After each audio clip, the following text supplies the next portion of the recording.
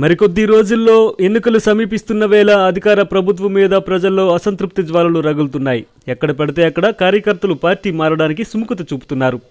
ఈ అవకాశాన్ని విజయనగరం తెలుగుదేశం పార్టీ అధ్యక్షుడు కిమిడి నాగార్జున సద్వినియోగపరుచుకుంటున్నారు. తన సొంత నియోజకవర్గమైన చీపురుపల్లి నియోజకవర్గంలో ప్రభుత్వంపై అసంతృప్తితో ఉన్న వైసీపీ నాయకులు కార్యకర్తలపైన నిఘా పెట్టి సక్సెస్ అవుతున్నారు. ఈ నేపథ్యంలో మంత్రి బొత్సకి ఆయువు పట్టు లాంటి మెరకముడిదం మండలంలో వైసీపీ క్యాడర్ని ఒక్కొక్కరుగా తన వైపు లాక్కుంటున్నారు.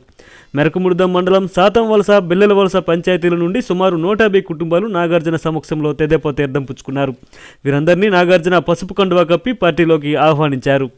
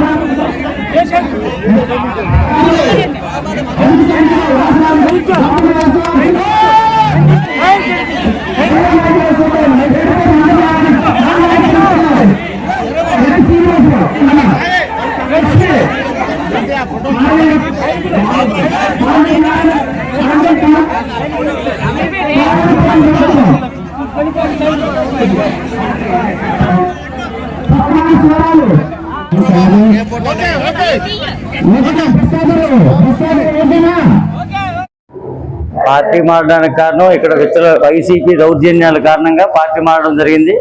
నాగార్జున గారిపై నమ్మకంపై కార్యకర్తలు అందరూ హామీ ఇవ్వడంతో తెలుగుదేశం పార్టీలో జాయిన్ అవ్వడం జరిగింది. సుమారు 150 కుటుంబాలు టీడీపీలో జాయిన్ అయ్యాము. ఈరోజు రాబోయే నాగార్జున గారికి నా సాయశక్తిలో కృషి చేసి గెలిపిస్తామని కోరుకుంటున్నాను. అందరికీ నమస్కారం అండి.